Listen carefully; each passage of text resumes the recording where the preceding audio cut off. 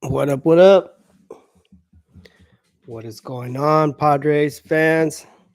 The Friar Faithful, where you at? This is the second live stream that I'm doing here. So, you know, trying to tune it up a little bit still, but we're just putting it out there. And something I mentioned in the last in the last live stream was um, that this is a lot easier for me to do than recording and then having to go back and edit and stuff like that. So I prefer this format versus the pre-recorded stuff. Even though I can edit things and things like that, it's a lot easier for me to do it this way. So let's just get it started then, right? Let's do it. Let's do it. So what is going on with the Padres right now? Well, let's uh let's look at the standings right now. Things are getting real close. The Mets are on a hot one right now. They're just doing crazy stuff. Um, they have won. They won yesterday, or I don't know if the game was today or yesterday. I think it was yesterday, and Atlanta lost. So right now it's in the wild card standings. We got Arizona in first place now, even though um, they have the same amount of wins that we have. They actually have one less loss. So they are in first place in the National League wild card standings. So it's them, then it's us, and then it's the New York Mets. They have passed the Braves. The Mets are now 80 and 66, and the Braves are 79 and 67. So it's getting down really close to the wire. Something very interesting I heard that I did hear this morning, and I confirmed today, is that the Mets will be playing the first place Phillies starting tomorrow. So Friday, Saturday, and Sunday, they got a 3-game series against the Phillies. The Phillies have the best record in the National League. They're 88 and 58. They have a better record than the Dodgers and Milwaukee. So they're going to be going up against a tough team. And so we'll see how it goes. I mean, I'm hoping they lose all 3 of those games. That would be nice. Just to kind of create a little bit of distance between them and us. We are going to be playing against the Giants starting tomorrow. And I believe that is going to be a 3-game series as well. It might just be 2 games. No, it's 3 games. So tomorrow, Saturday, and Sunday up in San Francisco. Blake Snell, don't believe he's going to be pitching, but Logan Webb is going to be on the mound, who's also a really good pitcher. So, so that's going to be a tough matchup. I think Dylan Cease is going to be on the mound for the Padres. That is going to be interesting. Cease has been kind of inconsistent lately. His last outing was a little bit better, so then was a little bit better than the one before that, but still not Dylan Cease style. So we really need Dylan Cease to come back and pitch well. People are talking about, what would you do if it was the playoffs? Who would you start? Would you start Darvish, Musgrove, and King, or Cease? And the way the last outing that King had, that was actually a pretty decent outing that he had. So I would actually probably go with King over Cease, even though Cease is a little bit more dominant. Lately, I don't know what's going on with Cease. So we'll see what's going on. Um, so we got some tough matchups. The Giants in San Francisco. The Giants are currently, let's see, what is the Giants record right now? They're 72 and 74, so they're under 500. But that doesn't mean that we have it, in the bag. Doesn't mean that we just throw it. Oh, we got this. Is easy, because you know how that is with the Padres when we face sometimes we face under 500 teams. It's not as easy as we tend to think. So so we got a tough matchup. I'm hoping we can take the series. If we can get 2 out of 3, that would be nice. We need that.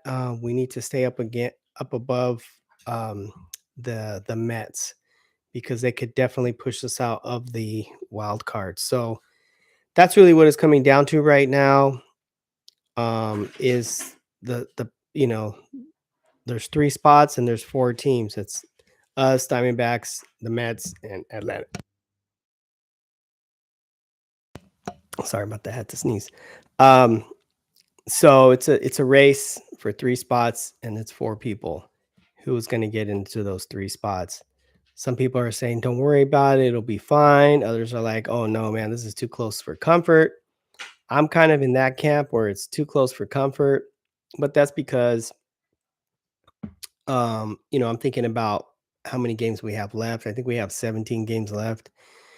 And we also have to remember that the Mets would have to win too. And like I said, they're going to be going up against the Phillies. So I don't see them winning that series, but the Mets are hot right now. So who knows? It could be, man, they could be in it to win it. So we're gonna see how it goes. Let's talk a little bit about yesterday's game. Yesterday, we lost the game, but it was actually a really cool game in the sense that Tatis hit a home run. He also did an amazing defensive play, and it was more center field, center right, but he's the right fielder. He came all the way out from right field and just oh no, I'm thinking that's the day before that. He did another amazing play where he caught that ball, but last night he caught one and stole a home run. I think it was from I want to say it was from Randy Arozarena, but I could be completely wrong. Um, but he stole the home run from somebody and they still lost the game though, but it's just cool seeing Tati's back. And if you look at the positive is that he's only been back. I think that's like his 3rd game. Is it his 3rd game? Because he had 1 game off. It might only be a 2nd game, but I think it was his 3rd game since he's been back, and he's catching up. He's making up for lost time. I think he's already gotten 2 home runs, right, since he's been back, and he's had 2 amazing there's other plays, but he's 2 amazing, um, defensive plays, so that's kinda cool. This Tatis, if he plays like that, if he keeps playing like that, that's the Tatis that we need to see in the playoffs. So I'm glad to see he's getting warmed up, he's getting fired up, and he's gonna be doing some I think he's gonna be doing some plays like that during the playoffs. Um, so that's kind of cool. Xander is still being Xander. He's still doing good. I think Luisa Rise is on a bender. That guy, oh my gosh, he's only struck out 2 times since the All-Star break, I believe. Freaking nuts.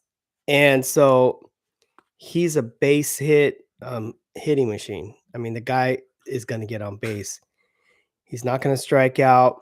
A lot of people are critical of him, oh, because he doesn't walk. He basically swings at almost everything. He doesn't want to I guess he just doesn't want to walk. He just wants to put the ball in play. Where some people criticize me, it's like, well, he's going to ground out, he's going to hit a pop fly. But for him, that was what he would rather do. He'd rather get and put the ball in play than just stand there and watch like Juan Soto. Remember what he used to do? Another amazing hitter, but he's not going to put the ball in play. He's just going to get walked to first base.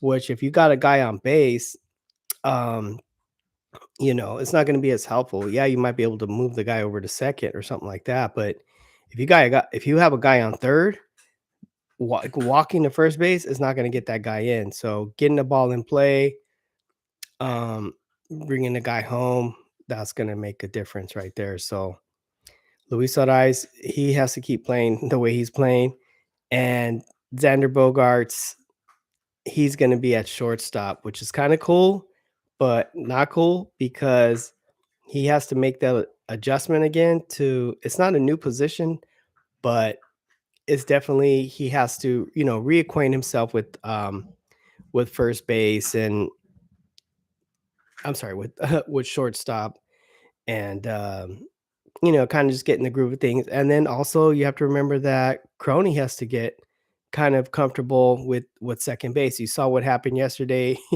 He made that error. Um, I mean, Crony doesn't make a lot of errors, so it was, it wasn't. It's not a trend or anything like that. But he might just be trying to get used to being at second. He plays second base a lot. He's played it a lot this season, but being there on the long term basis, being at first base for so long, and then all of a sudden going back to second base. So it's going to be, I mean, Crony's a really good first baseman, but he's also a good second baseman. So I think he'll do good there. The defense of Solano or Arraez at first, that's a little less, you know, consistent. But Solano's been doing okay. The more important part is getting him into the lineup, getting his bat in the lineup. So you got him and Arraez.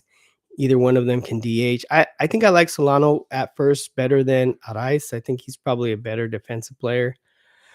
And then of course you got Machado at third. I don't know what's gonna happen. Well, they sent Campy down, so that's gonna make space for Diaz, which I'm excited. I think he can contribute.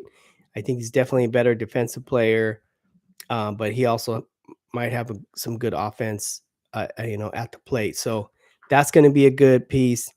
And then we got Nick Ahmed, who can come in at I don't know what position he's going to play actually if they move Bogey over to shortstop. So yeah, I'm not sure about that. And then they brought this other dude, I forgot his name, who I guess would be like an outfielder. And so he would be good, I think, to give like somebody a break, like Profar or Merrill or Tatis a break, if maybe in ninth inning or something like that, um, or a day off. I don't even, I wouldn't want any of those guys to get hurt. So hopefully he doesn't have to come in for that. But he is he could be a bench player if we need to bring him in. So yeah, just wanted to make this quick video about what's going on. There's a lot more. Definitely, there's a lot more going on. Manny Machado obviously broke the home run record while they were in Seattle, so that was cool. I believe it was while they were in Seattle. Yeah, and so that was kind of cool. There was a lot of Padre fans there, which was really neat. And yeah, he's probably going to hit more home runs before the end of the regular season. So that number is going to go up. Jackson Merrill broke Tati's home run record for rookie year. So Tati's, I don't remember. I want to say it was like 22 home runs when he was a rookie. And Merrill's, I think, up to like 23 or something like that. So he's gotten more home runs than Tati's had when he was a rookie, which is cool. So, I mean, Arraez too, breaking records. I mean, all these guys are just setting milestones like all season long, um, you know, um, all these statistics and things like that. We've just been setting milestones all season long. The whole team has been doing amazing as a team. Again, setting milestones, setting new milestones. So Nate Colbert getting his record broken. It was about time. So there's going to be more before the season's over. Padres are in it. They're going to make it to the postseason, and we'll see who they end up playing. We're going to play the Diamondbacks. We're going to play the Braves. What's going to happen here? So, where are they going to play? San Diego, Arizona. What's going to happen here? But yeah, I guess that's it for the live. I want to try to maybe do this on a day when there's a game and go live right after the game. We'll see how it goes. Let me know. Leave a comment in the chat. If you haven't already, subscribe. All right, I'm out. Peace. Stay faithful, friars. Peace.